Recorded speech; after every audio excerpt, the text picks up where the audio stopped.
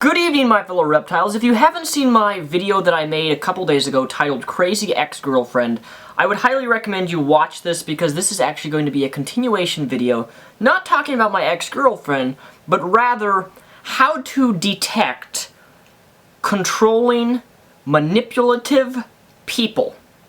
So that maybe one day you'll go into a relationship, or another relationship, or a marriage, and you'll be able to detect and see red flags of signs that someone is a control freak or a complete manipulator of you.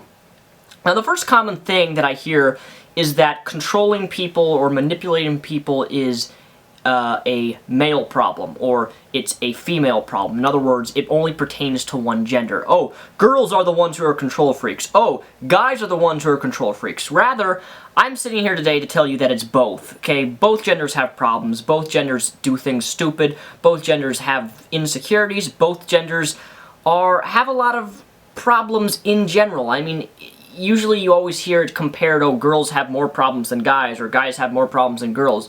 But rather than take a side, I look at both sides equally in terms of things that they deal with. And before we jump off, I want to make it really clear that there are a lot of different areas of manipulation and control that I could be talking about. Rather, in this video, I am focusing on, I believe it's like the 4 or 5 main things that I see of people who are controlling and manipulative. These most common things that are seen in relationships happen to be the most common things not seen by the victim who's being controlled and manipulated. And I say victim because that really is what, if someone's being abused and they don't even see that they're being abused, I consider that a victim because they're not acknowledging what the person is doing to them and that it's being harmful. So let's begin. Before I continue even more, I want to show you something. This is my new dog tag. Does anyone know what this is? If you know what this is, you are awesome. See that symbol? That white symbol? That's my new dog tag. I want to get a tattoo of that. If you know what that is, then you're awesome sauce. If you don't know what it is, go watch Star Wars Episode 5, Empire Strikes Back. Number 1. Activities. Things that you do with your significant other. This is one that is usually not seen very clearly simply because it makes the person feel very devalued and like they're not worth anything, but it's when you have a partner who will never do an activity that you want to do. Because, let's face it, a relationship, guy, girl, needs to have people doing activities with one another. They need to be doing things together as a partner, as a couple. Not everything, but, you know, there are certain things that you just do as a couple. And when you go out to these activities, you usually try to split it. Oh, my girlfriend wants to go to see this movie, so I'll go see a movie with her. Oh, my boyfriend wants to go see this movie, so I'll see a movie with him.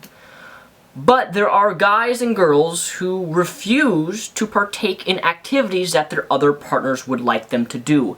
Whether that's shopping, whether that's going to movies, whether that's seeing family, whatever it is, there are certain partners that just say, you know what, we're not going to do what you want to do. Instead, we're always going to do what I want to do.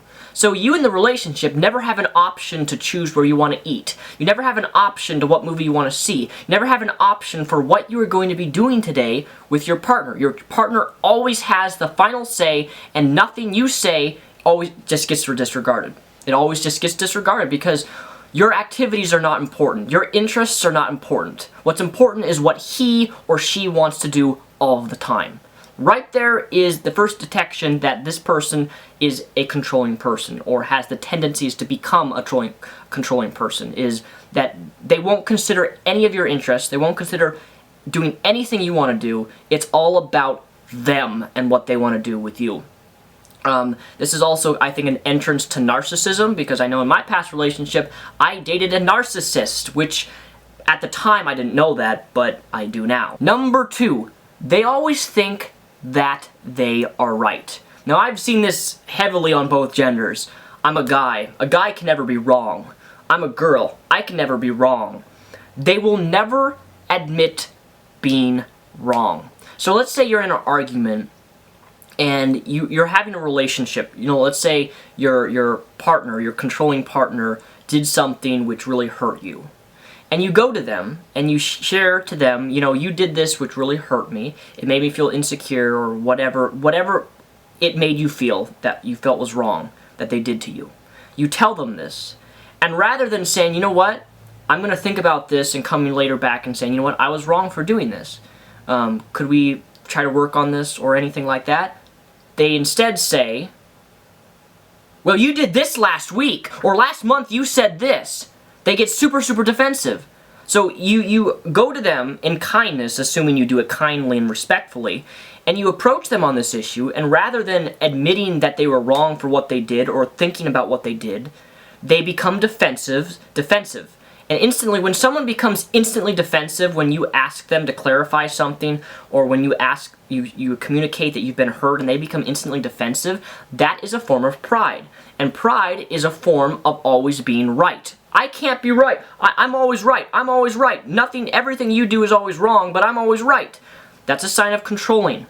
I mean, I experienced this in my one-sided relationship. She was like this queen, could not make a wrong decision, choice, could not say a wrong thing to me. And me being a very blunt person, me being a very upfront person, if someone hurts me, I like them, I'm going to tell them that they hurt me.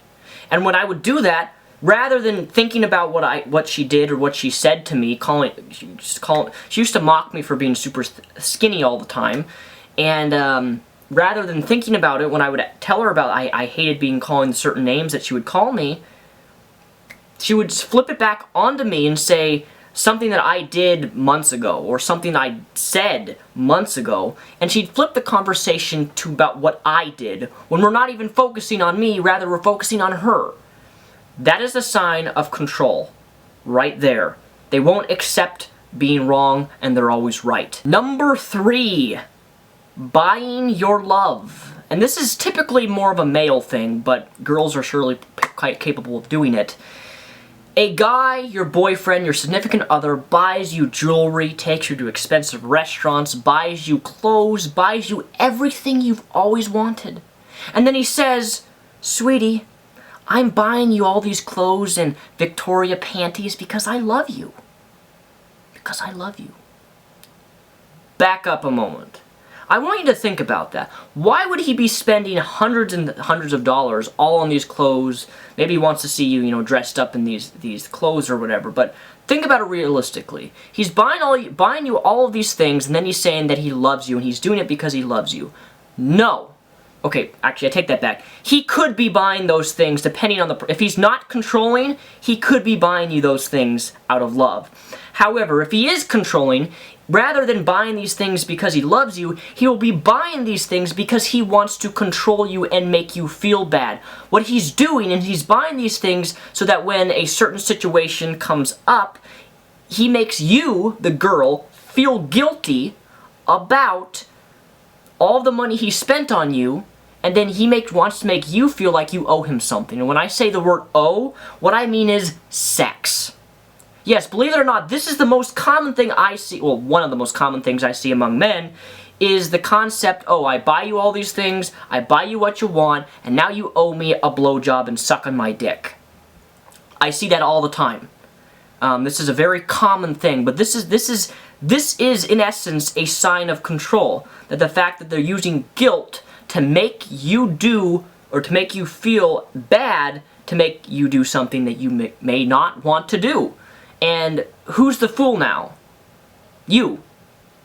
And it's sad because I see a lot of women who succumb to this type of behavior, and they don't see it as a problem. They don't even see that the guy is trying to make them feel guilty for the things that he's buying her out of making her feel as if she owes him something. So 3, that's another sign of control. 4, and this is a really dangerous one.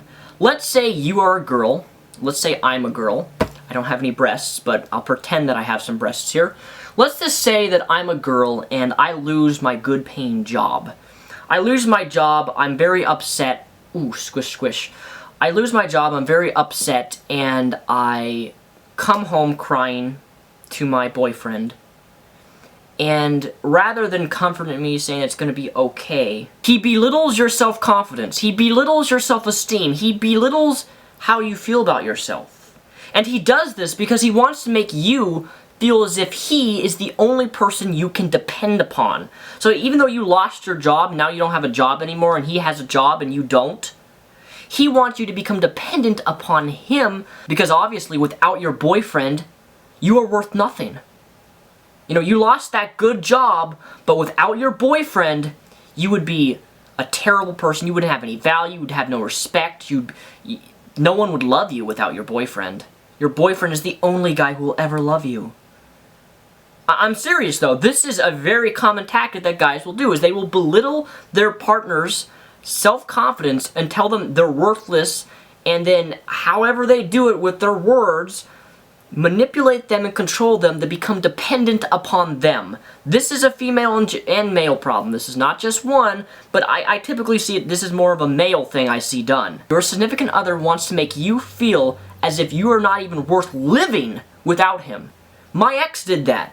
She tried to get me to the point of where she almost convinced me that without her, I would not be the person I was. That isn't until I realized that I'm not the person I was with this girl. I'm like, this girl's trying to change me into someone I'm not meant to be, and I need to get out of this relationship. And I see a lot of guys and girls in this position that they're so, however many years, get rooted so deeply that they don't know how to even start to come out and get out of the relationship that's damaging them and permanently, and I almost say permanently, affecting them for the rest of their life. Because when you're in a damaging relationship for a long period of time, it will affect all future relationships. And when I say affect, I don't mean always negatively, but it will just bring a lot of baggage from your past into your present relationship. Just be careful of your significant other striking when you are most vulnerable, trying to get you to feel dependent upon them. That's a sign of control. And number 5, this is in slight correlation with number 3. However, this has to do with your significant other forcing you to do something that you don't want to do.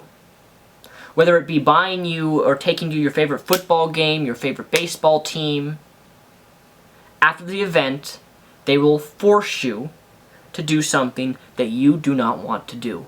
They don't respect your wishes, they don't respect what you want, rather they force themselves on you, whether it be sexually, whether it be physically, whether it be, I don't know, but it's forcing something onto you that you don't want to do. I just want to make it really clear on this final point, number 5, that if you have a significant other, male or female, that tries to force you to do something that you do not want to do, whether it be sex or not, he or she does not love you. He or she does not love you. They do not love you. And the reason I'm repeating that is because so many times people do not understand this. They have an abusive boyfriend. Maybe that boyfriend tries to date rape the girl or something. You know, the possibilities are endless with situations and dating relationships like that. If a guy or girl tries to force you to do something that you're not comfortable doing, end it. Get out. Dump them. Get out. That is like, I think number 5 is like the biggest red alert in my opinion. That they try to force, if they do not respect you, if they do not respect your wishes as a girl or guy, then get out. Because if they don't respect you, then they do not love you. See, this applies to men and women. If someone tries to force you to do something against your will, that's an abusive relationship. In fact, all of these things that I've talked about are aspects of an abusive relationship. But rather, it will make you or me feel like an object, whether it be sex or not, if they're forcing you to do things that you do not want to do. I honestly think that's one of the worst feelings you can have, is to feel like you are an objectified person. Whether it be because you're hot, whether it be because you have big boobs, big curves, small curves, big biceps or not. Feeling objectified is a terrible feeling. At least I think it is. To summarize my final point, if they force something against you that you don't want to do, they don't love you, they don't care for you, and they are controlling and trying to manipulate you. And the crazy thing is that all of these five big red flags that I've explained so far, a person can implement all 5 of them. All 5 of them be implemented. They can all be used in a relationship. This is not, these are not like single quality control aspects. I've seen people use all of these and even more just watching people who I know go into relationships and go out of relationships, and it's crazy. It's damaging, and I don't want to see people go into a relationship with anyone, gay or not, and be controlled and manipulated to do things they don't want to do, made to feel guilty, made to feel like they're worthless and dependent upon someone who then says that if you do this, then you don't love me and I'll commit suicide. I don't want to see people put in a relationship like that. So that's why I'm making this video, to bring awareness of these small red flags. These are not small, big red flags.